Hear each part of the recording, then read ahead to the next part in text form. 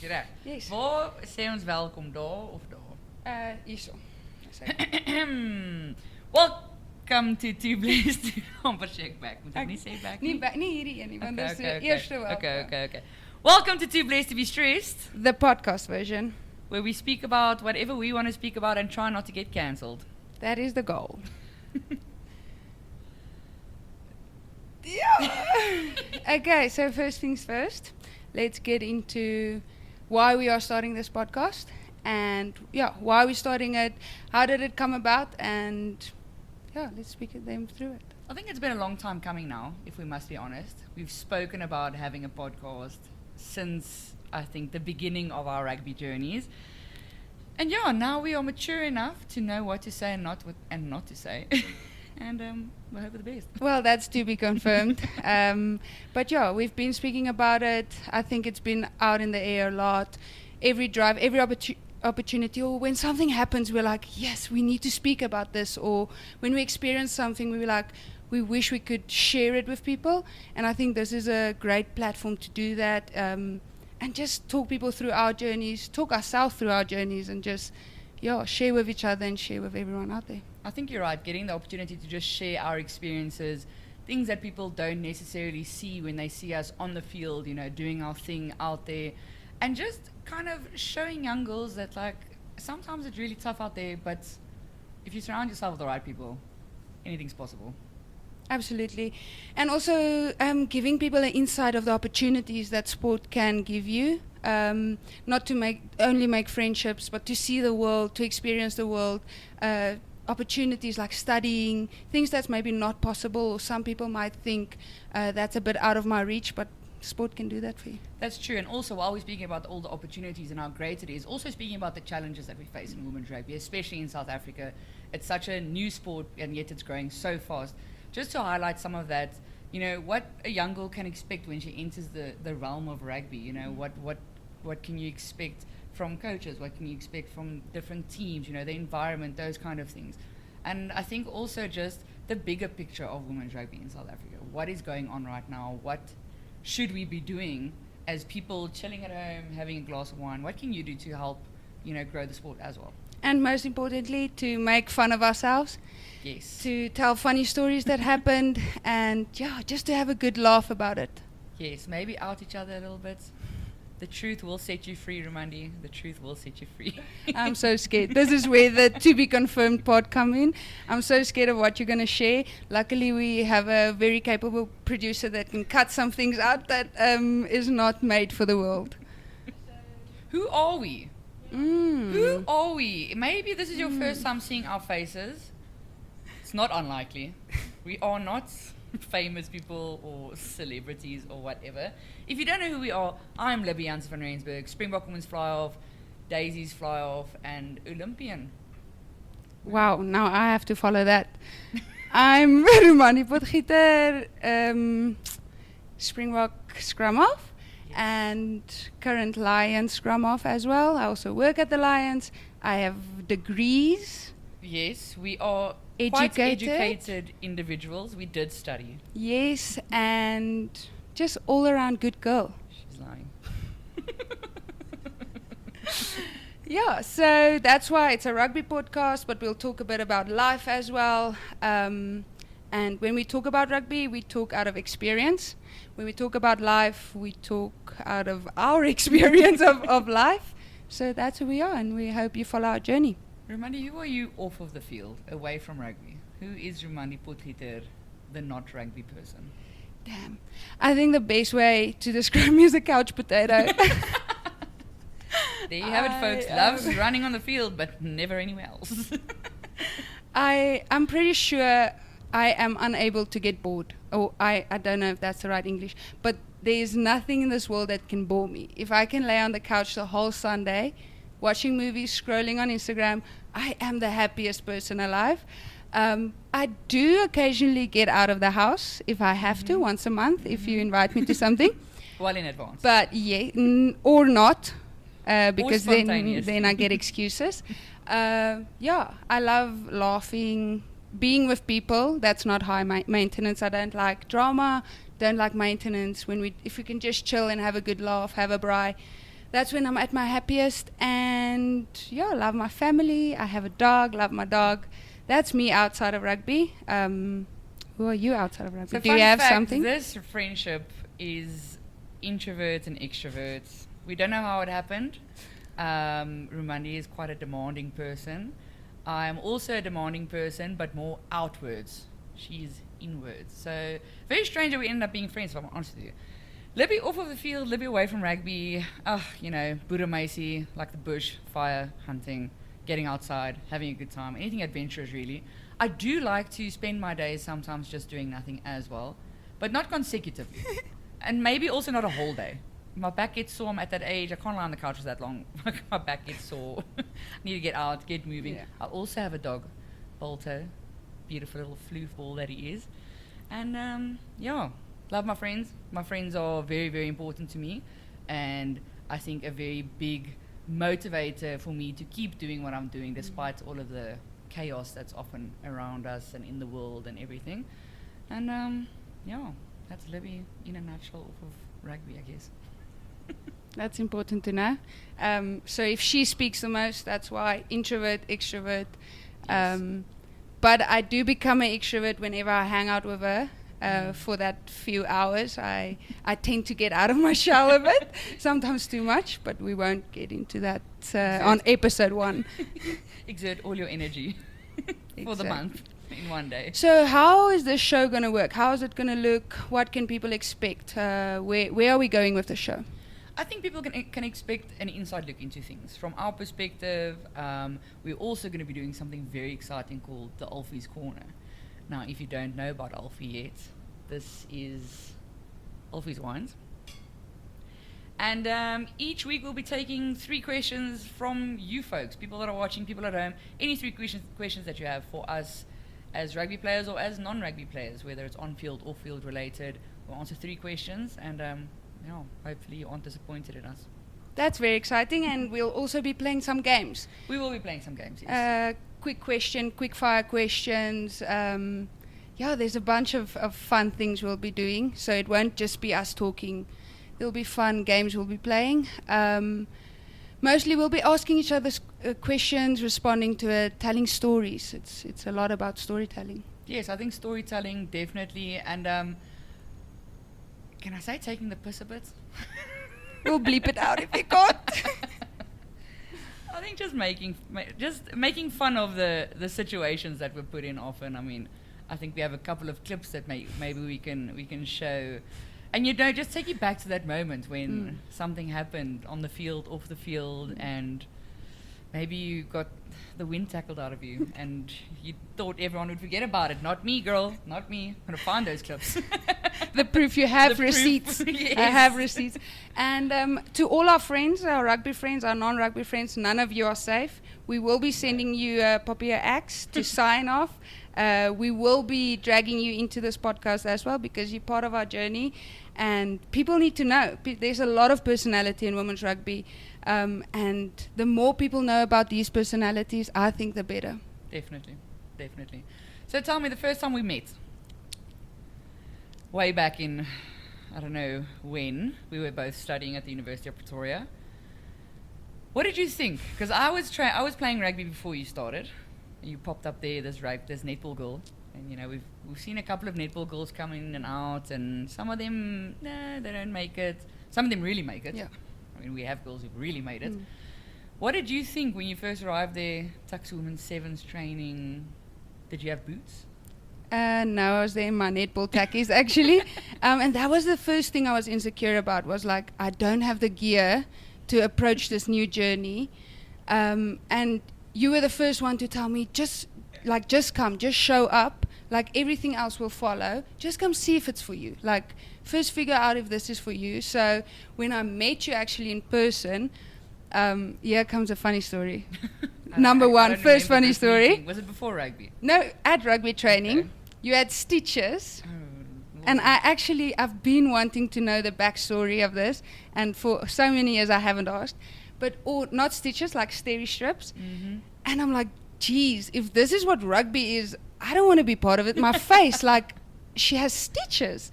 And then I'm like, hello, how are you? And I can't jump right into what happened to your eye. So like throughout the training, I was like looking at this eye, but whatever training, whatever. And then when I saw, hey, we actually get along, it's easy, you're super easy going, easy to chat to. At the end of the training, I was like, so what happened to your eye? Was it like a rugby injury or something? And you spun some funny story of working in the yard and bumping your eye on a braai or on the wall. So I really want to know if that was the true story or was there maybe a backstory to that? I can't really remember when this was, but I think Truth, ne? there's yes, I remember, but you see, this has happened to me twice, so I need to remember which one it was. So the one time I walked into a window, an open window. I don't know. I don't think that was this time though, because that was when I was in Mozambique. Which obviously has its reasons for that happening. I honestly just fell. I fell in the house and hit my face on the ground. Okay. I think that's what happened. We had 2 Jack Russells and I was walking down the aisle. I think Kirsten was still there with us. And I fell and I hit my face on the ground. Okay, I'm glad we could clear that up because so as I got to know you better, this story got more and more sus and I'm like, nah, she didn't tell me the whole story.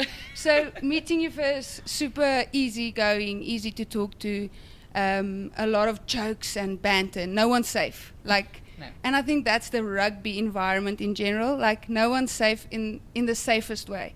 Like, someone will always make a joke out of you, or there will always be some banter, and that's the first feeling I got from you. But also just very easy to talk to, not intimidating, which other people will disagree with me. That's but surprising. not That is intimidating. very Maybe you surprising. wanted me to stay in rugby, so you were very welcoming. I wanted a friend. I really just needed a friend.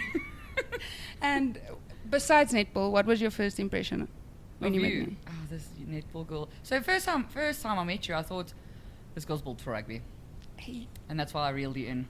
Like, this girl she can already catch a ball. I know she can catch a ball. She plays netball, obviously. So we got that down. The passing, we could work on that. I mean, she can throw a ball, so I feel like we can hone those skills slightly into the passing. That obviously happened very naturally for you. The tackling, though, that was a couple of years of struggles. Yeah, still a work in progress, but check me this year.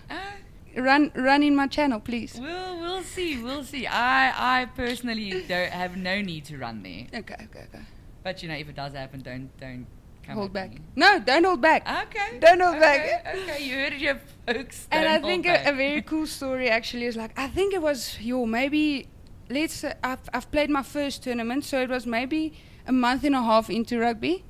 I had a little accident, and I think that's where the friendship was solidified. Definitely, because I had to phone your mom, who I don't think I'd met at that point. No.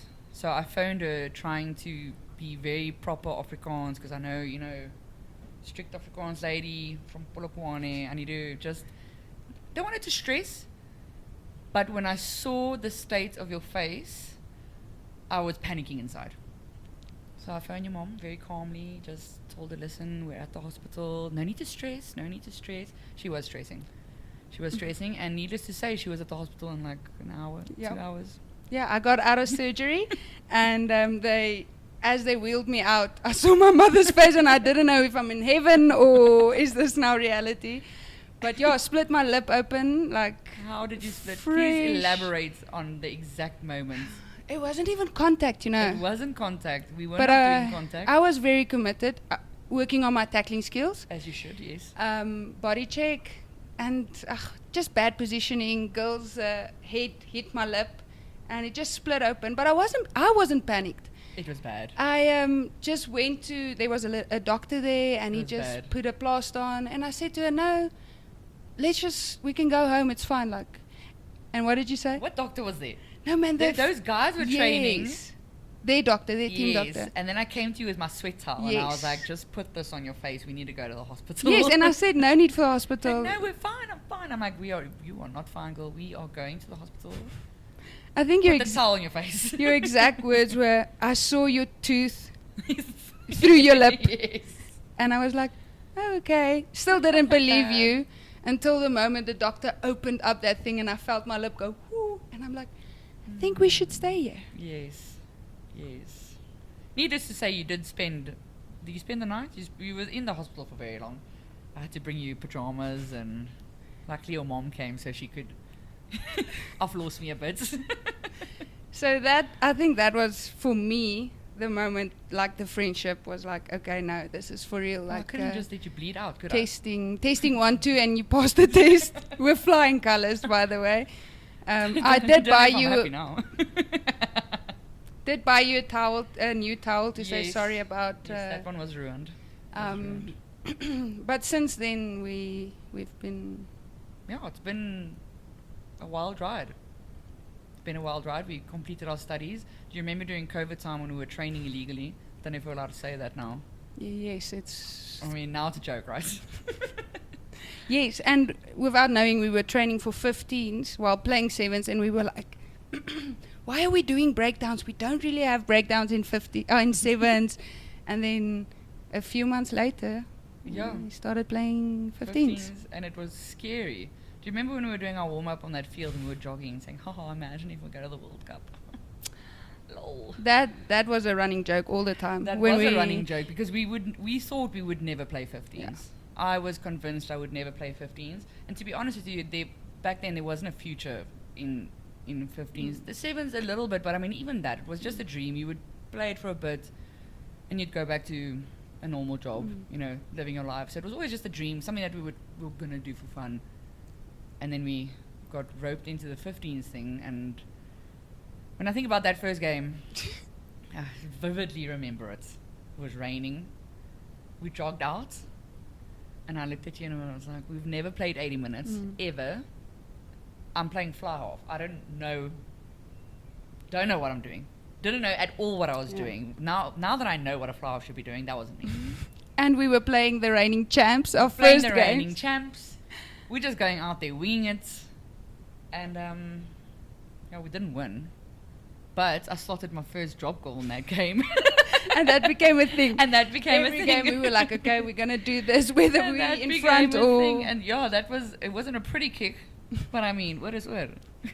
Sprinter. Sprinter, it happened, didn't work.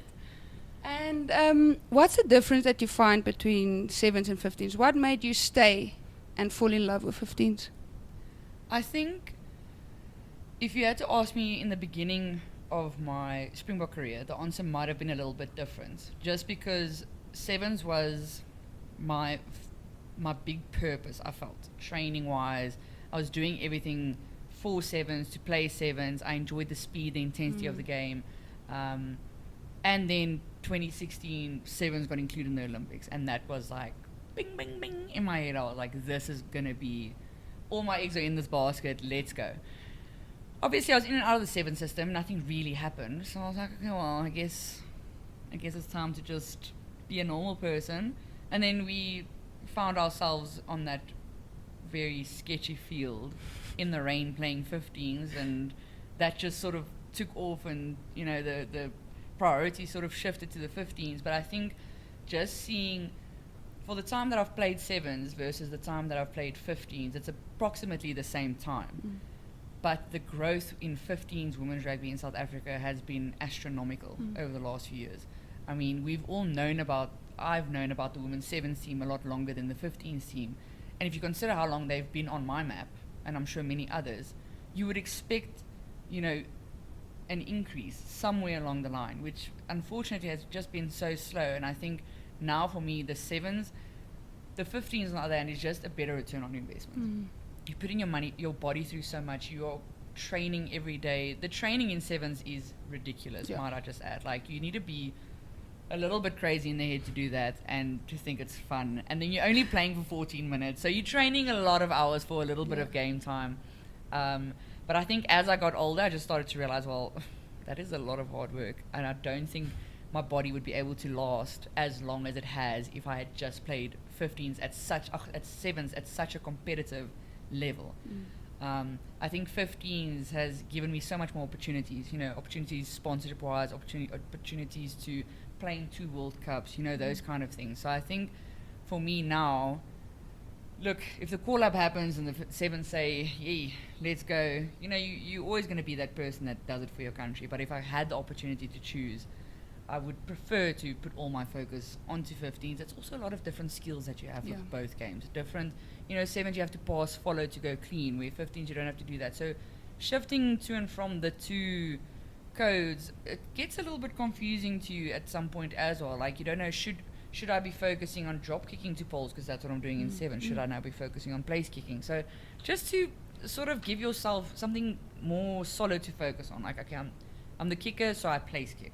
Or I'm the kicker in 7s, I need a drop kick. Knowing what to train, what to prep yourself for. Yeah. Can we get a bit deeper? And seeing as we said we're going to talk about experiences, maybe just touch on your 7s journey. I know there is a lot of emotions behind that. There's been a lot of disappointment. There's also been a lot of success and triumph, Olympics, all of that. But touch on that, the setbacks and the breakthroughs. Look, I think, like you said, there's a lot of, it was a roller coaster ride, honestly. The 7s was all over the place for me.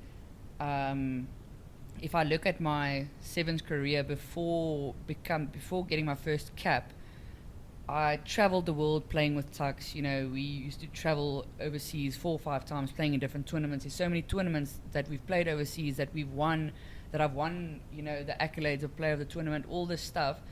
But somehow it just never, I don't know if it didn't reach the right people. You'll never really know what happened there. Back at that time, we also had interprovincial 7s, which I think is a massive loss for our country not to have that anymore, because that was such a good pathway for 7 specific girls to come through, and it was a massive draw. The men and the women are playing, and it's lots of fun. And after that, every year they'd select a couple of players, and you'd go to a Springbok camp and train and whatever. And I was in those. I was in and out. Still nothing. I was like, okay, well, obviously, me being the person that I am, I'm thinking, okay, well, I need to be faster, I need to be stronger, I need to be better, I need to not be so, I don't want to say fat, but especially back then, your body composition, it's still important now in the team, but I think the way it was approached and handled back then was a lot more like, listen, you need to lose weight. And I was like, well, I don't understand, I'm 19, I'm so skinny, what do you want me to do, actually? So I think that journey eventually sort of started putting a bad taste in my mouth towards 7s. And then 7s the Olympic sport, and I was like, oh my gosh, what can I do to get myself there? I started researching my heritage to see if I somehow could qualify for a passport of a different country, because I felt like I was good enough to represent my country at the best level, but it just never happened in South Africa. So it was very frustrating for me. Obviously that didn't happen because I'm a 100% Boertjie, unfortunately. I mean, fortunately. Fortunately now, but it was a struggle, and I think it took a lot of work, a lot of doubting yourself. Why am I doing this really? I did have the motivation back then of doing it to study. So I think if I didn't have that, I would have probably stopped playing a lot sooner. Because I now, I'm studying on a bursary, playing at tucks. It's still fun. It's vibey. You're not surviving off of that. Yeah. It's not something that you need to survive. It's just something that I do for fun. So it was quite a journey. And I think the most frustrating thing for me, we also did the show, Becoming Imbokoro, where they promoted they're going to do this world nationwide search for the next Springboks. And I'm like, well, once again, I don't understand how you haven't seen me or don't know who I am, but it's fine. I'll enter this thing, went through the whole process, ended up in the end, the last man standing, done the job. The deal was you'd play Cape Town 7s, the winner of the show. Didn't happen. So there was a lot of unnecessary disappointments, I think, a lot of promises that were broken, a lot of things that were presented to us. And as soon as the 15th kicked off, and I think personally my career just skyrocketed from the 15th. It was just interesting to see then that the 7s came knocking to my door, you know what I'm saying? Yeah. Like, why now? Obviously I have all these questions, why now? Why didn't they do it then? I don't know, maybe they felt I wasn't ready. You'll never know. Maybe I wasn't ready. Who would have known? You know? Yeah, but I think that's such an important part of your journey, because that's taught you so many lessons. And yes, it's years of disappointment, but that led you to this success. And to how you deal with the success now, and also how you are able to speak to people that's maybe going through the same setback, the same disappointment, same feelings that you have, because speaking from something you haven't lived is not the same as speaking out of experience and giving advice out of that experience. No, definitely. And I think it's something that can inspire others as well. I think a lot of times people look at us and they think, oh, must have been so nice, just being selected, and then, now you're a Springbok and now you're traveling the world. But it isn't all sunshine and rainbows. Mm-mm. It's really tough. There are very few players who land with their butt in the butter. There's very, very few. And I think, especially with today's generation, they need to realize that you really, really have to work hard for something. There's a small percentage of people that really get lucky. The others get lucky by working hard and consistently and taking all of the no's and refusing to give up and waking up every morning and going to the gym in spite of the fact that you aren't even in the team. But still, you're waking up, you're doing the extra reps, you're getting to the field, all of those things. No one sees it. But one day when you make it, they're going to be like, oh, she's so lucky. No, she's not lucky. She worked her friggin' ass off to get you. And it's important to know that even if you get a bunch of no's, it doesn't mean there won't be a yes. Exactly. It's just a yes pending to happen. So a bunch of no's mustn't be the reason that you stop, or mustn't hold you back to still chase those dreams and still chase them even harder. No, definitely. I mean, imagine if I gave up playing rugby after I studied. All of these amazing opportunities that I've got now, I would have never lived. Would have never gone to 2 World Cups. I would have never gone to the Olympics then. And I mean, that was actually the main reason and the main goal back then. Goals changed slightly along the way, but I mean, now I've done that, I've ticked that box. Nothing would have happened. I probably wouldn't have met you. And I don't know if that's a blessing or a curse. And that Olympics was just delayed. You actually dodged a few disappointments because our women qualified for the previous Olympics already, but didn't go. Exactly. But you kind of dodged that through getting no's from the sevens, moving on with your life, and then when the yes came for everyone, you also got your yes. So yeah, definitely. I mean, to then go through those disappointments, after you've been constantly broken down, no, to then have made the team, and then again had a no. I don't know if I could have taken more of that on. Like you say, everything worked out well in the end, and I'm so fortunate actually. Like, I am a little bit lucky, but like I say, it is definitely a lot of hard work as well. Yeah, a combination of luck and hard work. Like definitely. I think both of our careers is a bit of both. A bit more hard work, but you need luck on your side as well. You need that one miracle yes, but or you're that only one. going to get lucky if you keep doing it. Exactly. Luck doesn't happen once. You don't win the lotto the first time you play it. You got to keep playing. We don't encourage gambling on this podcast. Although I could do with $1 million. We encourage drinking, Alfie 221, but we don't encourage gambling. Tell me, Ramandi, your journey through the rugby realm into Springbok, first cap. I mean, I was obviously there with you all the way, into the highs, into the lows, and it's been quite a journey. And I don't think your journey is quite over yet. How do you balance the dynamics of coming from such a high? We said we wanted to go to the World Cup. We said we wanted to be Springboks. We did that. And then it's like all of a sudden in the space of, I don't know, 2 days, your whole world came crashing down. That's such a good description. That's a good way of putting it. Yes, so I got a bit of that luck that we spoke about in the beginning of my career. Everything fell into place very nicely. I think, within our first season of playing 15s, we got called up to the Springboks, and just in time for that World Cup, like literally in the same year that World Cup would happen, we got called up, and everything just happened so quickly that it was almost like I couldn't take it in, because it was almost a dream, and it was a dream that came true. Everything happened quickly, got into the team, got into the preparation, everything. I think I played it's between 6 and 8 games for the Springboks in the jersey before I got my first cap, actually. But that's just the patience part of it coming to play. But yeah, got my first cap right before the tour, or the tour before the World Cup. Went to New Zealand World Cup, amazing experience, like life-changing experience. So there's that high. Then got back from the World Cup. There was talks of women's 15s being professionalized, and that got us really excited. And we really pushed for that. We were speaking about that the whole time. We were, really, really motivated by that, and that happened. We were part of the first professional 15s team in South Africa. Won 2 Premier League titles with them, and then I felt like everything was just going so well. We were preparing for the next World Cup. We had dreams, we had goals, we had massive dreams for that World Cup. Really bought into that. Everything, my wallpaper was the World Cup trophy. I think it still is. But World Cup trophy, was writing goals down, had World Cup trophies printed out everywhere in all my books, everything, working towards that. And then 2 days after the final of the Premier League, got called in, and which I thought was a contract negotiation, just saying, okay, listen, this is happening. Turned out to be a contract cancellation, or I was jobless. So 2 days after winning our second title, found out that they weren't going to renew my contract.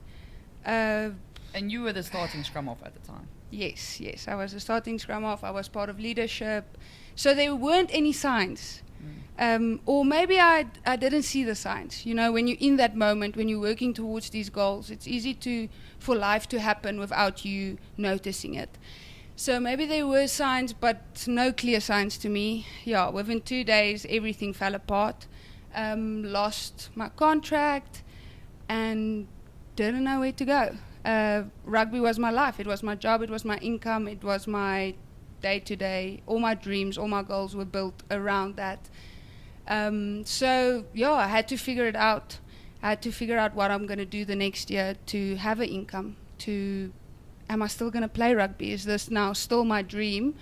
Do I still want to push, or is this the door closing on me? Is this how far I'm going to go and finish it there? So started hustling, gave myself a few weeks.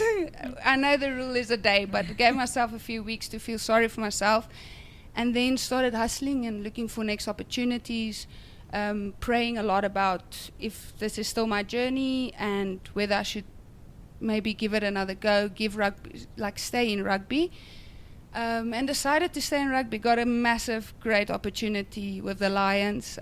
They really came out of nowhere and made it possible for me to still play, still chase that dream, but also have an income, which is massive. And then I was still sulking, to be so honest with you. It's difficult to get out of that hole when it feels like your whole world collapses on you. It's difficult to get out of that space and try and see the silver linings and see the new opportunities.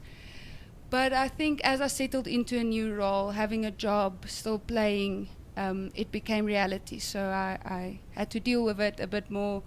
And then we had a coaching change at the Springboks, which came with more setbacks. So I wasn't included in the World Cup squad, and wasn't in their plans, clearly weren't in their plans. So I had to deal with that again. Just when I felt like I was getting out of one hole, I sunk into another one. But just had to fight through that. And I think my bags were still packed. Until I think it was a month and a half before World Cup, I decided, okay, listen, I'm really not going to get the school up. I'm really not in their plans. And I unpacked my bag into drawers and stuff. And I think that was a moment where I realized, okay, we have to move on now. We can't be in this hole the whole time. So worked through that feelings, took a long time, went to the World Cup to come and support you guys. Look, now you went to the World Cup after sulking about not going to the World Cup. Now you're going there, you've just healed from these wounds. What better way to rip the Band-Aid off than to go to the place where you wanted to be the one on the field, playing your heart out, representing your country, and now you're finding yourselves in the stands. How was that? How was that different compared to if you look at being a spectator versus playing your first World Cup? What were the major differences that you saw there? I saw so many things from behind the scenes. Like, that opened my eyes to what we miss as players, like how we just get stuck into our world and forget that there's so many volunteers working day in and day out to make that one match day perfect. How many things go into making that one match happen. We get so stuck into training, captain's runs, kicking, whatever, game planning, that we miss that part.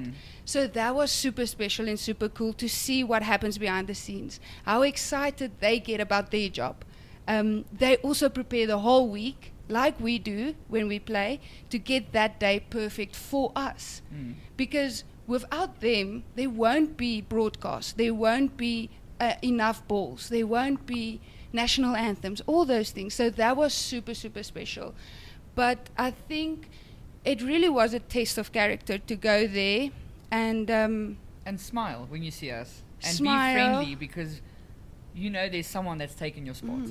Exactly. Someone there has taken your spot, and now you have to be the bigger person and support the people that actually did you dirty. You know what I'm saying?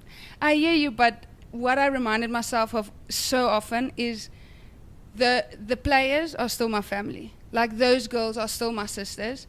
Whatever happened behind the scenes and bigger and higher ups, like, yes, I can feel miffy with them, I can feel let down by them, but like the 23 on that field is still my sisters. We still went through all that we went through leading up to that World Cup. All of my goals and dreams were also theirs. Like, we all dreamt as a squad towards that World Cup. So I think that's the mind shift I made, is like, I am there to support my family. Like, the other things, I faked a smile and said, hi, what's up? But for you guys, it was special to see that it's still our dream. And just because I'm not like a instrumental part of that dream, I contributed to that dream, and you guys just made that dream happen. And that was what's special. To see you guys on that stage performing the way you did, it was still like I was part of you guys. Yeah. I think the biggest thing is just, it's not about us. It's not about you. It's not about me. You know, as individuals, we all have our glories and our setbacks and things. But in the end, like you say now, it's not about you. It's not about me. It's about what the squad is achieving and the history that the squad that went to this World Cup made. Whether you were now instrumental part in that, like you say, or not, we still did something great. You were part of the build-up towards that. Every person before you, for how many years before us, were actually parts of the journey to get us there. No, exactly. And it's not only that moment, it's what that moment has done for the future of women's rugby. Like, that's also a part of me that made me celebrate that moment so much more, is like, yes, this is a massive moment. It's the biggest moment in Springbok women's 15s ever. But what's going to come from this is going to be so much bigger than this actual moment. So that's what got me excited. And the realization of, I still have a chance to be part of what this moment is going to create. Exactly. Okay, Romani, moving swiftly along. Fun part, let's do some games. Okay, blind rank the following sport situations. Okay, so number 1 being the worst and number 5 being the least. Okay, so we're gonna go number 1 on the rugby field, forgetting your boots. Oh goodness. I'll rank that a number 5, just because. That's the least bad. Yeah, hear me out. Okay, I would love to hear you out. What are you gonna do with those shoes?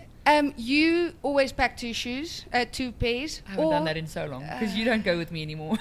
I don't need to pack 2 boots. I've never. Disclaimer: I've never forgotten anything but my gum guards. Anyways, there's always someone with extra pair of boots. Okay, now let's rank that number 3, because you're not necessarily going to fit in their boots. No. So there will always be an extra pair, or I know Tandi will drive back to the hotel to get my boots. She is a very good manager. Tandi is the girl. Okay, next one. Getting the kickoff times wrong. Oh, that's number one. That's number one. We never got it wrong. But imagine now, you think we're playing at 3. yeah, Next moment, we're playing at 12. that is number one. We never got it wrong, but they have changed our kickoff time, which led to Chaos. like 5 minutes of warm-up, Chaos. 1 minute of getting into the kit, and next moment you knew you were on the field playing. So that's number one. Yeah. That's the worst thing that could possibly happen. Next one, sunburning your middle path. Oh.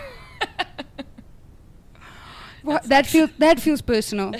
That feels so personal. I burned my path last weekend. I mean, in a rugby sense, that's probably a 5 because it won't affect me in the game. You still play. I can play, but man, that's Washing a baddie. that afterwards and brushing your hair is... And you feel it for the whole week, and then Yes. next moment the skin is peeling. peeling. No, it's horrible. Okay then. Hair malfunction. Mid-game. Braids coming out. It's hair all over. For the backline, I think that's a big problem. You know, we have to look good. Yeah, We have to look good. course. Let's rank him number 4. We can still play, but and I'm pretty sure you'll have memes about you. You will never hear the end of it. I mean, at least you'll get recognition. Yes, nothing maybe you'll else. get a sponsor. Maybe it's sponsor scrunchies, you never know. Okay, last one. Being subbed 10 minutes into the game. Well, you only have number 2 That's left. number 2. But can I tell you what's worse than being subbed 10 minutes? Oh, subbed off. Subbed Not off. subbed in. No, off. Oh. You've just you're That's not even, personal. haven't even touched the ball yet. That's- You know, you're still just getting the feel of things. Do you want Ball to talk comes in. about it? We don't have to talk. It was 20 minutes. Do you want to talk We about it? shouldn't. We might get cancelled. I got subbed in with 3 minutes to go, if that makes you feel better. I don't know which is worse. Let's talk about that. Okay. great Closing this sports bulletin. bulletin. Let's talk about that. What is worse? Being subbed on when the game is practically over. That's also happened to me. I think I got subbed on. It was like maybe 30 seconds left of the game. Fact. Or being subbed off.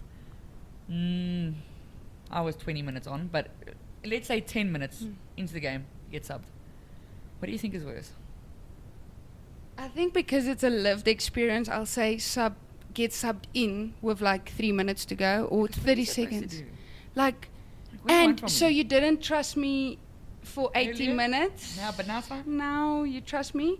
And we were like head on head in that game. So it was like make or break. So now I missed one tackle and they score. It didn't happen.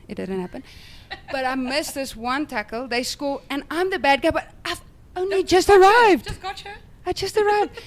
Whereas the other side of it, getting subbed off 10 minutes, now you have 70 minutes to think about what you did wrong. Why?